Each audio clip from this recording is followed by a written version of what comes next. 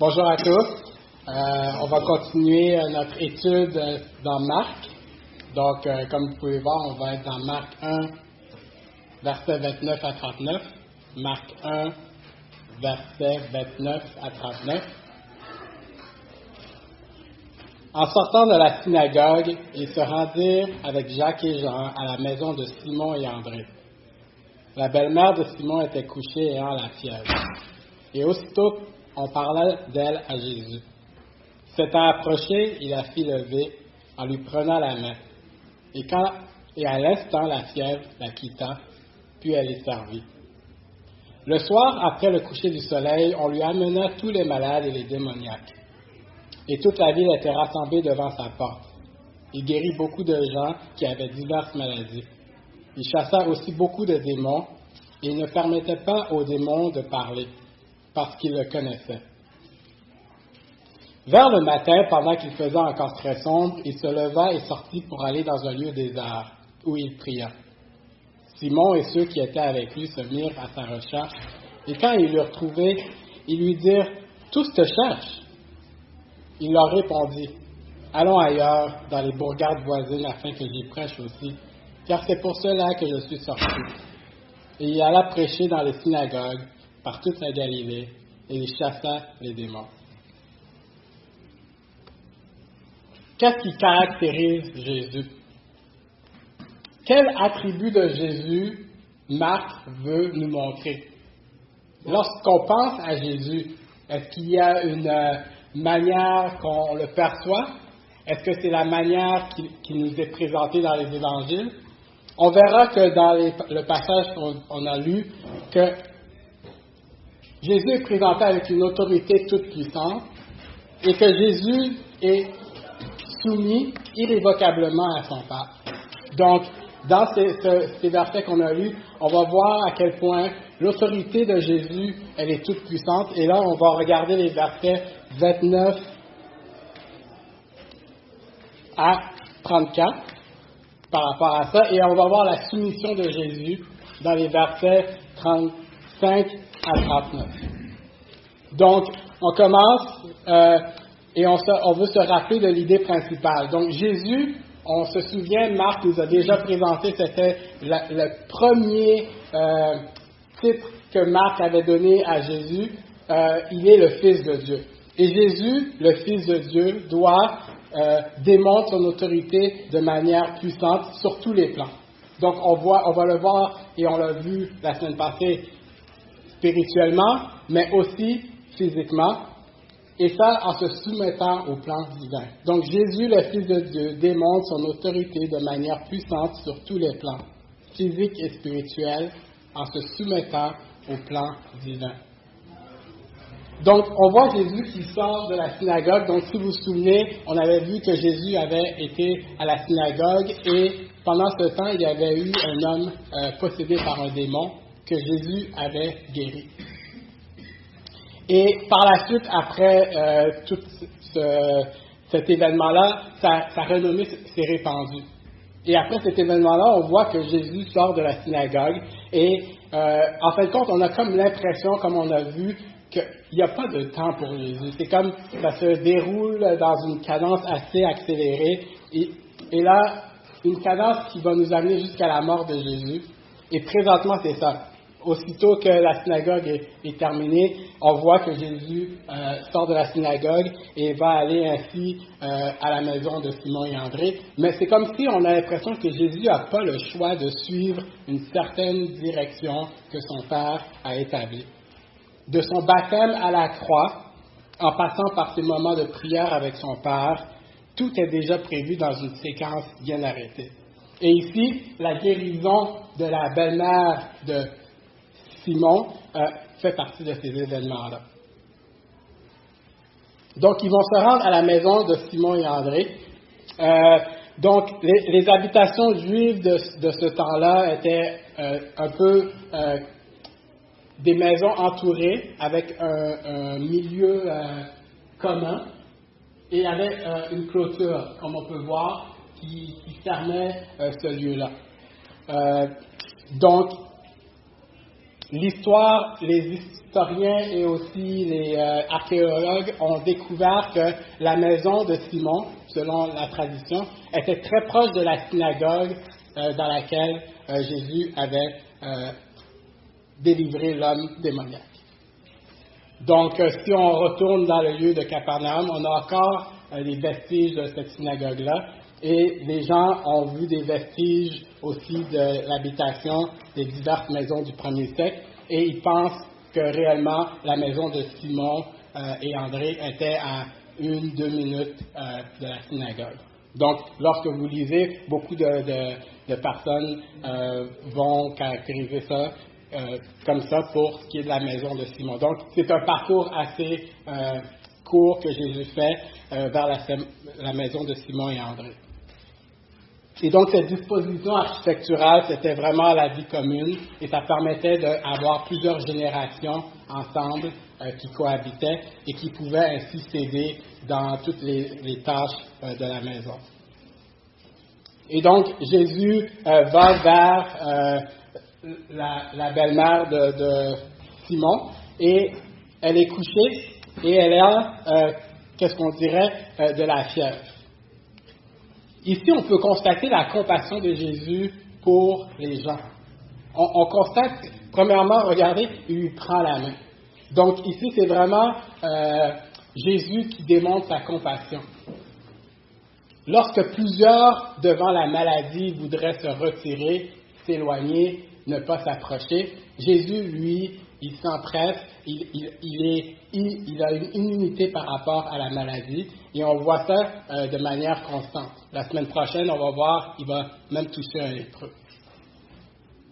Donc Jésus démontre encore une fois sa compassion et prouve ici sa divinité du fait que lui-même ne peut pas être affecté par la maladie et il fait face à toutes les maladies. Donc ici on voit la fièvre, on se souvient la fièvre, en fin de compte c'est pas une maladie en soi, c'est une réaction du corps pour combattre soit un virus ou soit une bactérie. Donc Marc ne nous présente pas c'était quoi la maladie, autant Luc, le médecin, ne nous a pas présenté c'était quoi la maladie, mais quoi qu'il en soit, la fièvre était sévère, donc la maladie aussi. Donc la belle-mère était probablement avec des tremblements, devait l'accompagner, parce que la fièvre essaie de monter la température du corps, et ce qui crée comme si que le corps a l'impression d'avoir trop chaud, donc il doit essayer de se refroidir. C'est comme si qu'il y a une genre de contradiction. Donc, vous vous souvenez peut-être d'avoir eu la fièvre, vous grelottez, même si que le thermomètre vous dit t'as chaud. Et ce cycle-là peut se devenir dans un cycle où, à un moment donné, la fièvre a l'impression d'avoir gagné, et là, dit au corps, oh, j'ai trop chaud, puis là, vous vous mettez à suer.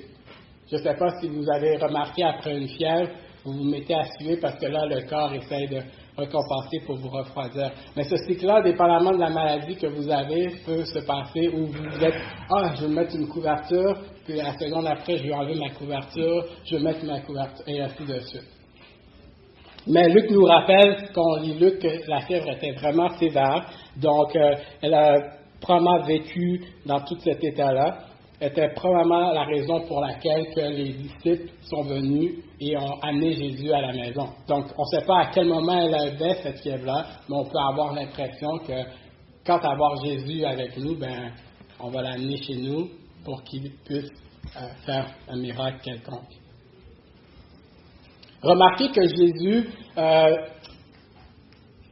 l'a touché, mais si on se rappelle à la semaine passée, Jésus a parlé aux démons. Et on peut voir que réellement, quand Jésus intervient dans la vie de quelqu'un qui est malade, il peut soit parler, il peut soit la toucher, mais dans les cas des personnes possédées par des démons, Jésus intervient seulement par la parole, démontrant encore là son autorité. Donc ici, on voit l'autorité toute puissante de Jésus qui la prend par la main et qui la délivre de la fièvre et par conséquence de sa maladie.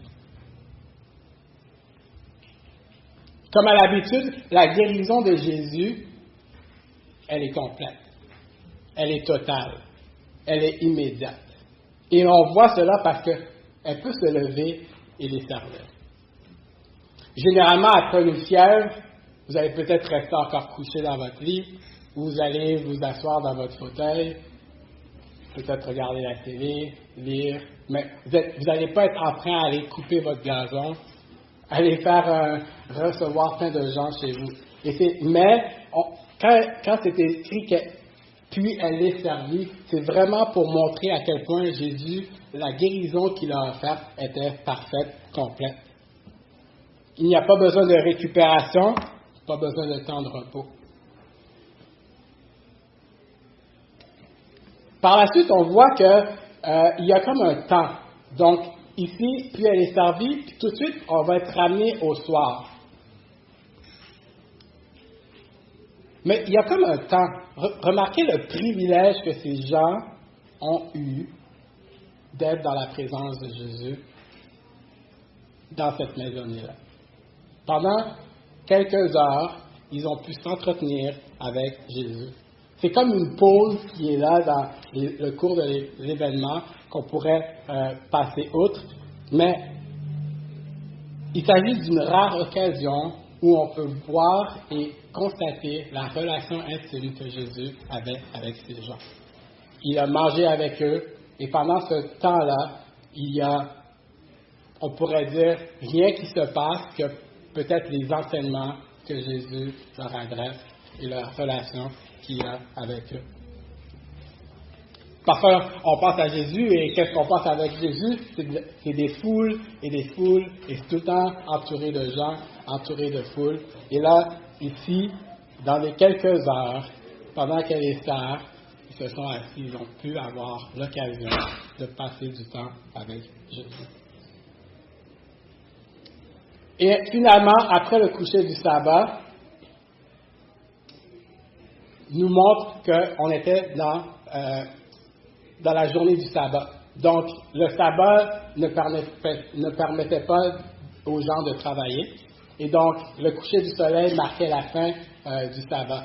Et c'est un peu pour ça que c'est encore là écrit ici. Après le coucher du soleil, c'est à ce moment-là que les gens, probablement dans l'attente de cette heure, peut-être tout le monde à l'entrée de leur porte, ils regardent, c'est le coucher du soleil, et là, on voit la foule qui se rue vers la maison de Simon et André. C'est ça l'anticipation que les gens avaient durant probablement leur moment où ils avaient entendu parler du démoniaque et probablement entendu parler de la guérison de la mère de Simon et André. Ils ont attendu ce moment-là parce que, comme de bons juifs, ils voulaient respecter le sabbat. Et évidemment, c'est dit qu'ils emmenaient tous les malades. Donc, cette action d'emmener les gens aurait été perçue comme du travail par les pharisiens, évidemment. Et donc, ils ont bel et bien attendu. Alors, sommes-nous choqués de constater que Jésus a guéri la belle-mère pendant le sabbat? Non, c'est un acte de bonté parce que, au contraire, je trouvais ça méchant que Jésus guérit des malades et les gens ça serait méchant parce que mets-toi dans la peau de ce malade qui souffre. C'est une délivrance d'être guéri. Oui, exact. Fait que Marc, on va voir ça plus tard, va nous présenter que la loi n'interdisait pas de faire le bien à autrui pendant le sabbat. Donc, ne soyons pas surpris, Jésus n'a pas enfreint la loi durant ce moment-là. Et la belle-mère qui a servi, elle n'a pas préparé de la nourriture. C'était comme vous savez, pour le sabbat, il y avait toute déjà une préparation qui avait été faite auparavant. Donc ici, Jésus n'a pas enfreint la loi quand il a guéri cette belle-mère-là. Donc, tous les malades et les démoniaques sont amenés à Jésus. Donc, si vous avez l'image de la maison encore en tête, donc il y avait aussi une seule porte pour accéder à l'endroit commun. Donc, les gens sont autour de cette enclave-là, puis on peut rentrer au fur et à mesure. Probablement, la cour, maintenant, elle est remplie, mais c'est la foule. On dit réellement que tous les malades et les démoniaques, ils ont amené à Jésus. Donc ici, on peut remarquer qu'il est possible de faire une différenciation entre la maladie et le fait d'être possédé par les démons. Donc, il y a une différence que l'on peut obtenir. Marc nous décrit que certaines personnes avaient besoin d'être guéries physiquement et certaines personnes avaient besoin d'être guéries des démons. Mais aussi, on perçoit qu'une personne malade peut être autant malade de causes physiques naturelles de ce monde déchu que du fait qu'elle est possédée par un démon. Parce qu'on l'a vu, lorsqu'on pense à une maladie que souvent elle est perçue comme démoniaque, c'est l'épilepsie. Fait que dans le monde, souvent on perçoit l'épilepsie comme une attaque des démons. J'ai un collègue maintenant africain que lui, on s'est parlé cette semaine, puis il disait que eux, à la base, ils percevaient quelqu'un qui a une crise d'épilepsie comme quelqu'un de possédé par un démon. Mais Marc va nous démontrer que, en fin de compte, c'est pas nécessairement un acquis. Tu peux être épileptique, et c'est à cause du monde déchu dans lequel on vit, comme on voit avec Genèse présentement, ou par le fait que la personne est possédée par un démon. Mais c'est pas grave, ça. Parce que Jésus est capable de faire cette différence-là. Jésus fait la différence à chaque fois et intervient auprès de la personne de la manière qui est correcte pour elle, la manière nécessaire pour la délivrer.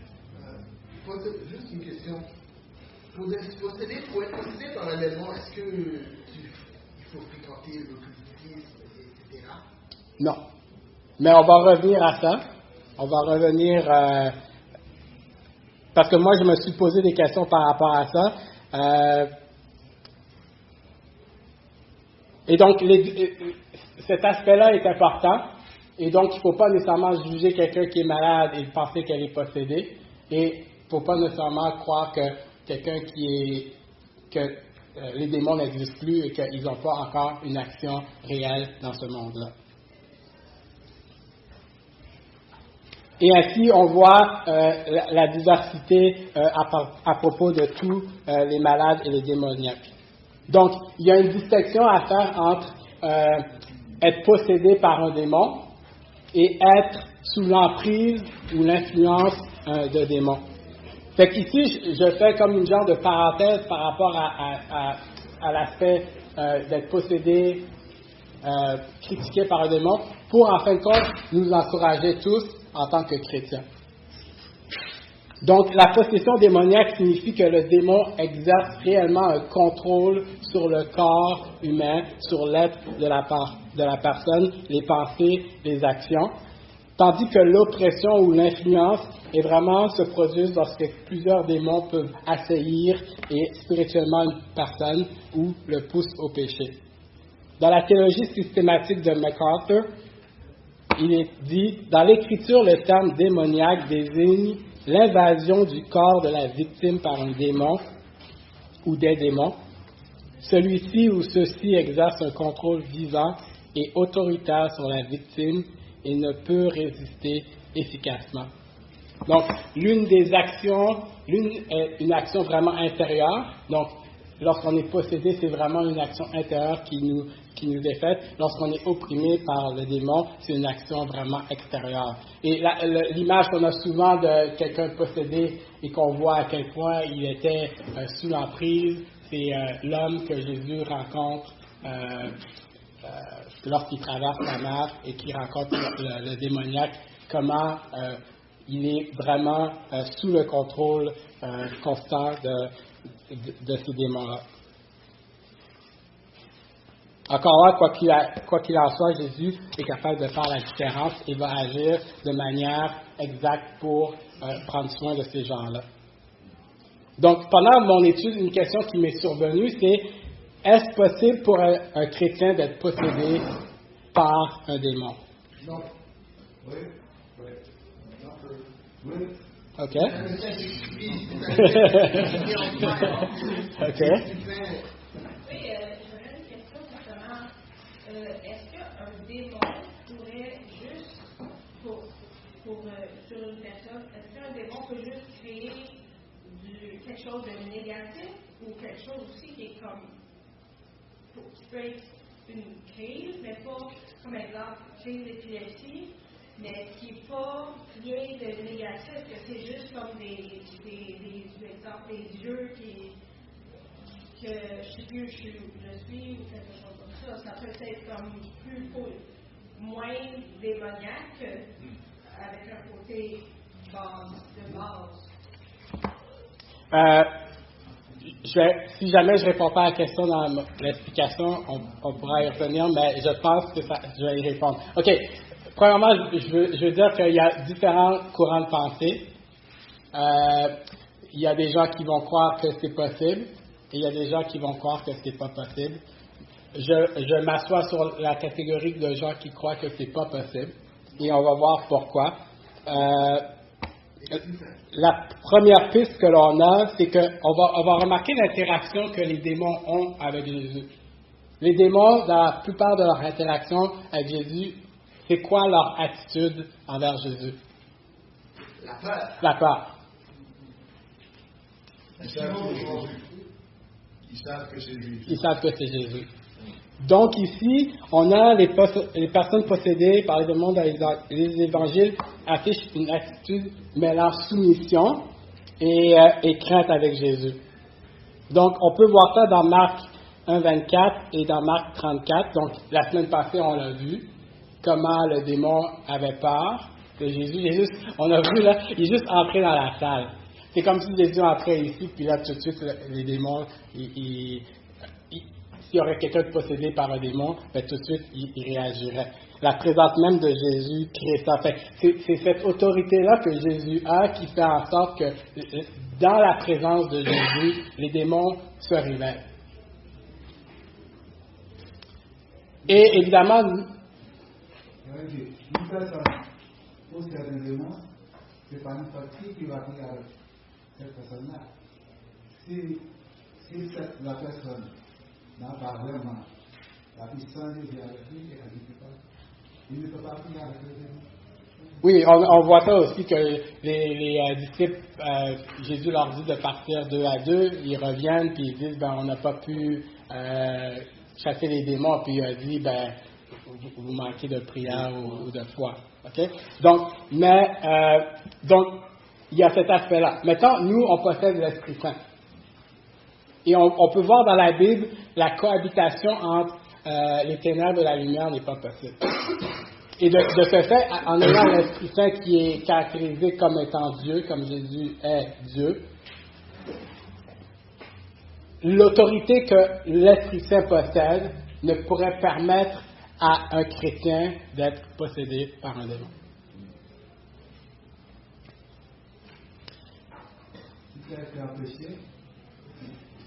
Il est fidèle et juste pour lui pardonner. Donc ici, un chrétien qui est souvent on dit un vrai chrétien, mais en fin de compte un chrétien. Un chrétien qui est pardonné par Jésus, le sang de Jésus a purifié, la victoire de Jésus à la croix surtout est arrivée. Donc, moi, c'est mon encouragement pour vous. Étant dans des disciples et des personnes de Jésus, vous ne pouvez pas être possédés par des démons. Je disais ça dans Romains 8, 37, 38. En effet, j'ai l'assurance que ni la mort, ni la vie, ni les anges, ni les dominations, ni le présent, ni l'avenir, ni les puissances, ni la hauteur, ni la profondeur, ni aucune créature ne pourra nous séparer de l'amour de Dieu manifesté en Jésus-Christ notre Seigneur. C'est quand même assez clair qu'il y a rien qui peut nous séparer de Dieu. Jésus fait son invitation en nous, il nous habite en nous. Je ne vois pas comment ce serait possible qu'un démon puisse habiter en enfant de Dieu. Exact. Il peut habiter dans un élu déchu qui n'a pas encore reçu Christ. Ouais. oui, il peut tourmenter l'élu déchu, mais pas le tuer. Mais, quelqu'un qui a l'esprit saint est plus fort que les esprits démoniaques. C'est impossible que quelqu'un peut être possédé par un démon si l'esprit saint est réellement lui. Ouais. Sans nécessairement être possédé, des fois, il peut nous utiliser. Je veux dire, exemple, vous voyez, comme dans Marc 8, quand Pierre dit à Jésus, tu es le Messie du Dieu vivant.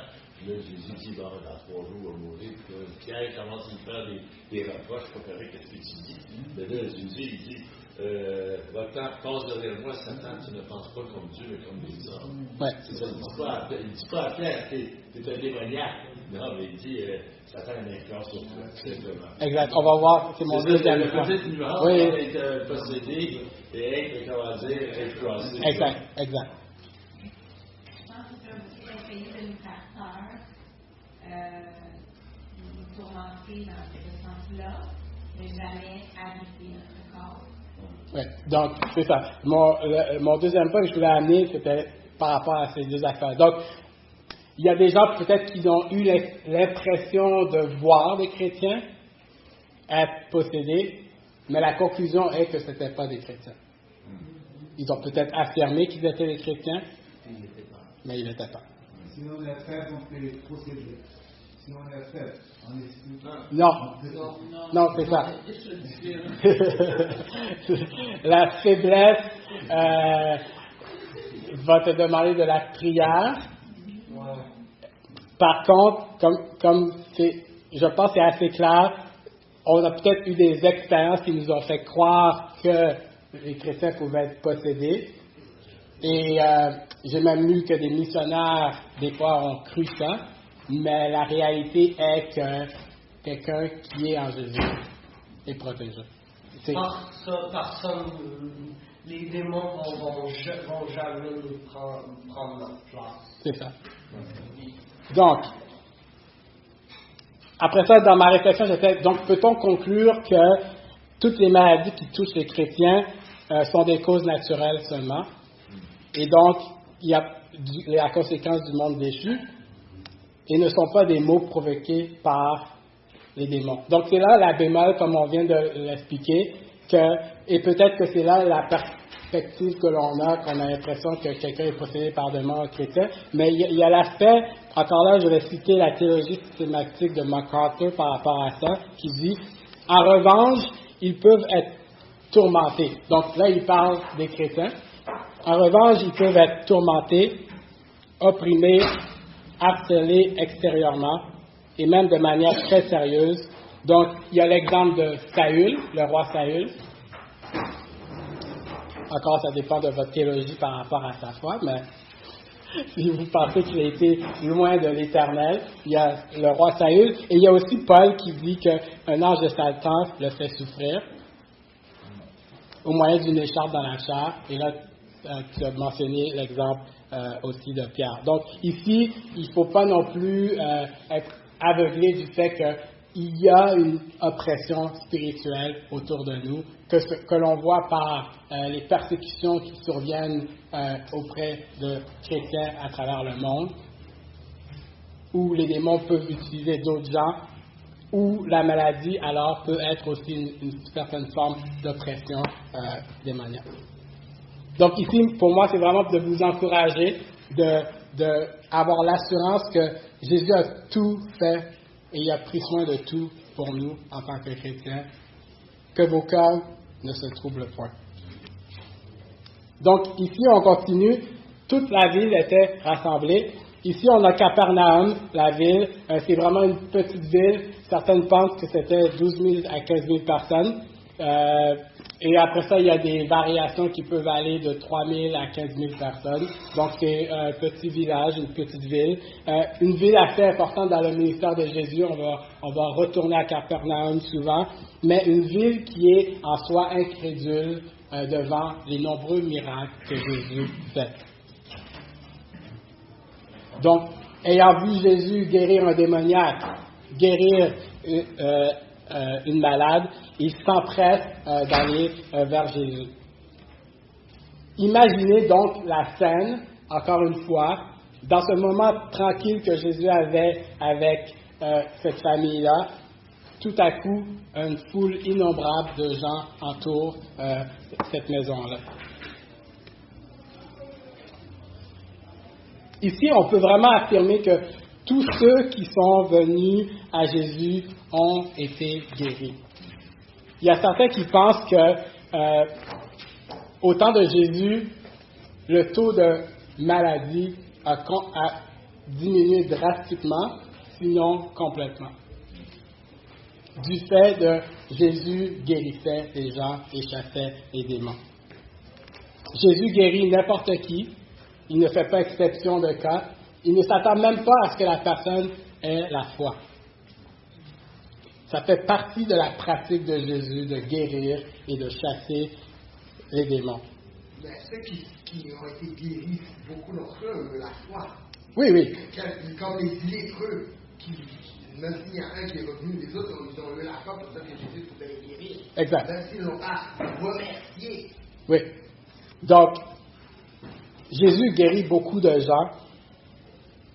Et là, on vient à comprendre un peu ce que Jean nous dit dans Jean 21, 25, qu'il n'y a pas assez de pages ou de livres pour expliquer tout ce que Jésus a fait. Imaginez juste ce moment-là où toute la ville de Capharnaüm est là, chacun a vécu son expérience et sa manière dont Jésus les a guéris de manière spéciale et particulière.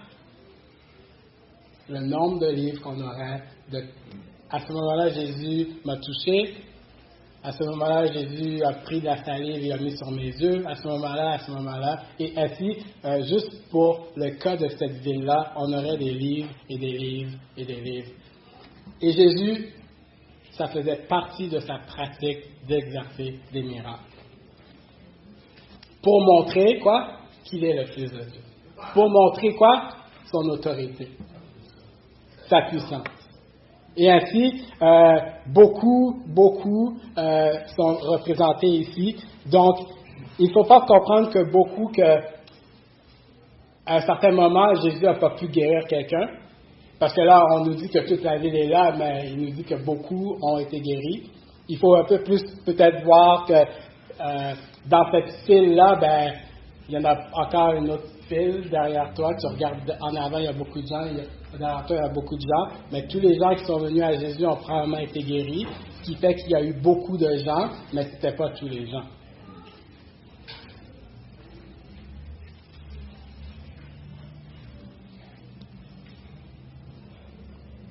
Et Jésus ne permettait pas aux démons de parler.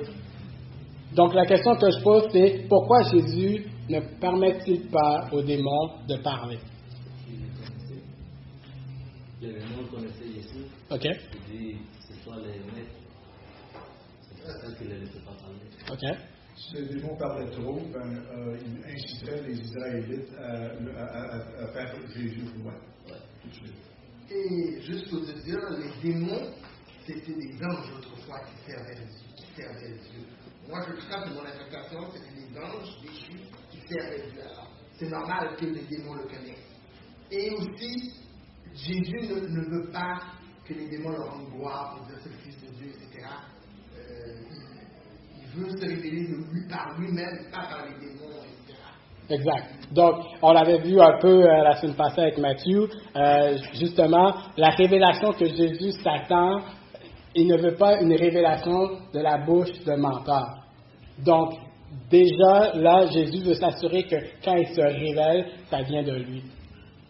Après ça, oui, exactement, le temps marqué pour que Jésus soit présenté en tant que roi ou que Jésus arrive à la croix, c'était un moment déjà prédéfini par Dieu et Jésus ne voulait pas que ça soit bousculé au moment où les démons le voulaient. On se souvient avec l'occupation romaine. Puis aussi, on disait dans le texte qu'il y avait beaucoup de démons. Et alors que dans un autre passage, quand Jésus guérit le démon qui était possédé de plusieurs esprits, là, dans ce cas-là, il a parlé à Jésus pour ce qui s'en aille dans les cochons. Oui. Mais il n'y avait pas une foule autour. Il était seul avec lui, avec les démons, tandis que là, il y avait bien du monde. Oui. C'est contextuel. Oui. Les démons qui les privent au monde. Oui. Donc, on voit vraiment, souvent, nous, on marche notre vie, puis on vit notre vie, mais autour de nous, il y a des démons. OK? Autour de nous, il y a des gens possédés par des démons. C'est pas juste le cliché qu'on a en Afrique ou dans les peuplades éloignées ou Haïti, mais même en Amérique du Nord, au Canada, au Québec, il y a des démons. Mais nous, on n'a rien à craindre. C'est sûr que ces gens-là communiquent. On a Jésus, c'est ça. C'est sûr que ces gens-là communiquent avec les esprits démoniaques, communiquent avec les morts, etc. C'est sûr que ça augmente leur capacité d'être possédés par les démons. Comme les enchanteurs, les sorciers, eux peuvent être possédés par des démons parce qu'ils communiquent avec les esprits démoniaques. Exact. Mais on peut être victime. S'il y a le vaudou, on peut être victime de démons qui nous tourmentent. Ouais. Si on n'est pas un élu, ou si on n'est pas dans la bergerie. Donc, on voit l'autorité de Jésus. Donc, vous voyez l'autorité de Jésus toute puissante, guérir autant les maladies physiques que spirituelles. Donc, cette autorité toute puissante, elle est à côté de nous. Et même Jésus a dit qu'il a envoyé quelqu'un de meilleur que lui, qui vit en nous. Et donc, cette autorité-là, on est protégé. Mais continuons de prier que Dieu nous aide dans notre faiblesse et qu'il continue de nous protéger. Après ça, on va voir le fait que Jésus est soumis irrévocablement à son Père pour ce qu'il a appelé à faire. Donc, vers le matin, Jésus se lève. Donc, moi, dans ma première lecture, quand je disais ça, j'ai eu l'impression que Jésus n'a pas dormi. Parce que j'essayais de voir comment tu dis à des gens, allez chez vous, quand ils savent que plusieurs ont reçu la guérison. Donc, moi, je perçois que le monde est encore là, mais Jésus se retire, et puis ils vont quand même le laisser aller faire. Fait que là, il n'y a rien de surprenant, mais là, Jésus ne revient pas. Il y a certains qui pensent qu'il a quand même eu l'occasion de dormir, mais pas longtemps. Et là, donc, les gens sont partis. Puis, on voit que par la suite, il revient. Mais dans tous les cas, Jésus s'en va vers le matin et il va prier. Mais là, on peut se demander, Jésus, le Fils de Dieu, pour quelle raison Jésus prend-il le temps de prier son Père? Jésus, comme le dit Philippiens, s'est dépouillé de beaucoup de privilèges qu'il avait auprès du Père pour venir et se faire se rendre semblable aux hommes en toute façon. Donc, ça inclut le fait d'être dépendant du Père. Et aussi, Jésus. Exactement, ça répond à la question aussi. Pourquoi Jésus prie-t-il? Parce qu'il est Dieu. Il répond. Jésus prie aussi pour sa mission, pour qu'il puisse accomplir sa mission à la perfection, parce qu'il sait qu'il va mourir sur une croix, il sait qu'il va être séparé de son Père. Il demande à Jésus demande à son Père, donne-moi la force d'accomplir ma mission jusqu'à la fin. C'est sûrement l'une de ses prières. Donc, toutes ces réponses sont bonnes, exactes. Jésus, et ça nous rappelle que nous, qui sommes simplement des humains, qu'est-ce qu'on devrait faire? Prier davantage. Oui. Pour obtenir justement l'aide de son Père. On verra plus tard que cette prière-là se rentre dans une séquence qui est aussi peut-être que là, Jésus accomplit plein de miracles, mais comme on dit, de se recentrer sur son appel réel en passant du temps avec son Père. Donc, tous te cherchent. Ici, tous te cherchent. On pourrait avoir l'impression que c'est positif, mais ça l'est pas. Le mot lui-même, tous te cherchent, en tout cas dans l'épître de Marc, dans les occasions où ce mot-là est utilisé, en fin de compte, c'est très négatif. Généralement, donc, Marc est déjà en train de nous dire la manière que les gens cherchent Jésus, c'est pas cette manière-là qu'il faut. Et donc, que les gens soient retournés chez eux, puis là, au matin, ils sont tout de suite revenus. Fait que là, la maison, elle est pleine de gens. Puis là, les disciples, ils doivent être comme, OK, Jésus, t'es où? Fait que là, il y a comme peut-être un brouhaha qui s'en vient. Fait que là, ils partent chercher Jésus. Puis là, ils font un peu une réprimande à Jésus. Il reste du travail, Jésus, là. Reviens. Tous te cherchent. Et cette recherche qu'on peut faire de Jésus, elle est pas bonne parce que les gens recherchent Jésus seulement pour leurs besoins physiques. Ou, dans les cas des pharisiens, pour essayer d'arrêter Jésus, d'essayer de piéger Jésus. Donc ici, la recherche des gens de Capernaum pour Jésus n'est vraiment pas louable.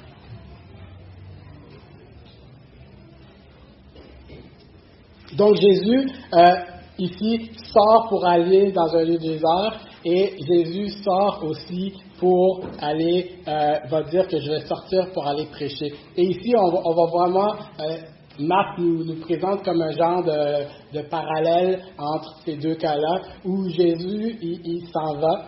Et ici, c'est vraiment dans un sens que, oui, il y a une certaine préparation que Jésus veut avoir pour entamer son ministère, pour son appel. Donc, l'emplacement, le lieu désert rempli de gens, la prière, la prédication, tout ça, c'est vraiment une préparation à sa mission. Lorsque Jésus va prier au Père, c'est un peu comme un recentrage de, oui, il prend soin des gens, il guérit les gens, mais c'est pas nécessairement ça à quoi sa mission avait été appelée. Donc Jésus ici est présenté avec une perspective différente, parce qu'on pourrait avoir l'impression, en lisant les évangiles, que Jésus, sa mission première, c'était de guérir et de chasser les démons. Mais ce n'est pas ça le cas de Jésus. Et le temps qu'il a pris avec son Père, c'est comme si c'était un temps pour dire est-ce que c'est vraiment ça que tu veux que je continue à faire? Ou tout de suite après ce moment de prière-là, Jésus revient quand les gens reviennent, et il est comme un peu plus déterminé dans sa mission elle-même. Et cette mission, c'est car c'est pour cela que je suis sorti. Et cette mission, c'est de prêcher dans tous les environs. Donc, vous vous souvenez, on avait peut-être déjà vu ça. Ici, on a un petit chiasme par rapport à la portée que... C'est vraiment ça la mission de Jésus, d'aller prêcher l'Évangile. On l'a vu dans Marc 1,14.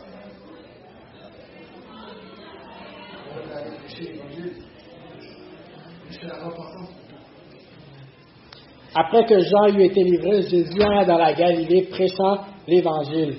Il disait, le temps est accompli, le royaume de Dieu est proche, repentez-vous et croyez à la bonne nouvelle. C'est ça le message que Jésus veut vous donner. En fin de compte, la guérison physique des gens, c'est bien, mais ça ne leur permet pas d'accéder au Père.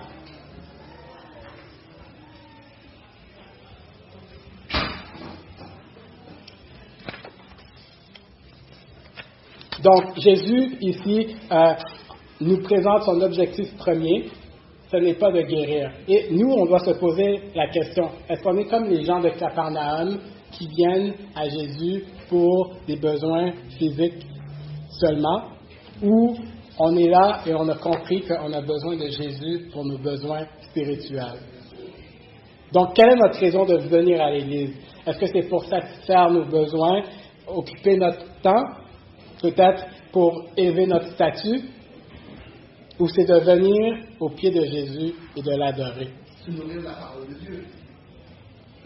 Si tu es vraiment un enfant de Dieu né nouveau, tu vas à l'église pour te nourrir de sa parole. Si tu veux lire la Bible, c'est bien, mais les prédications, la nourriture, etc.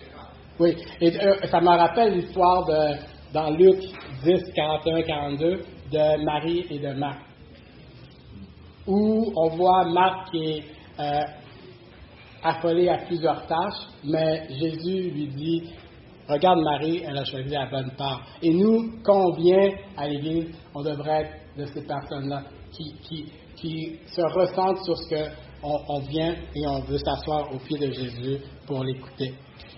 Qu'est-ce qui nous motive? Est-ce que c'est la prédication de l'Évangile, de la repentance et la manière dont les gens vont venir à Dieu?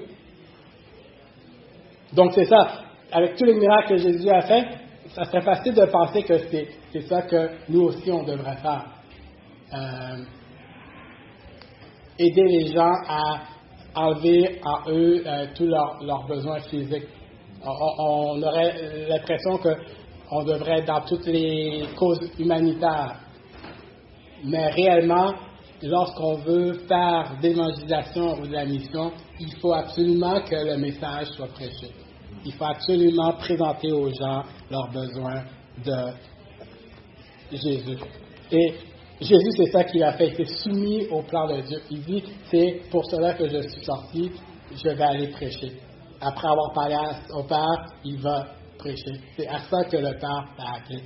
Et oui, Jésus va continuer à guérir et chasser les démons, même que notre section termine et chasser les démons. Pour nous rappeler que ça fait partie intrinsèquement de son autorité. Mais ne perdons pas de vue que pour Jésus, sa mission, c'est de présenter l'Évangile. Et en fin de compte, peut-être que là, il s'en va parce qu'il a fait cette action-là à Capernaum présentement. Les gens n'ont pas semblé comprendre. Et là, il dit, allons ailleurs, essayons à d'autres endroits pour que je prêche. Et il va encore prêcher l'Évangile.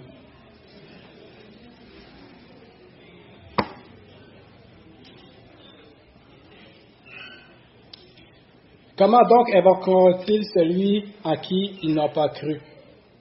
Et comment croiront-ils en celui dont ils n'ont pas entendu parler? Et comment entendront-ils parler s'il n'y a personne qui prêche? Et comment y aurait-il des prédicateurs s'ils ne sont pas envoyés? Selon qu'il est écrit qu'ils sont beaux les pieds de ceux qui annoncent la paix, de ceux qui annoncent la bonne nouvelle. Prions.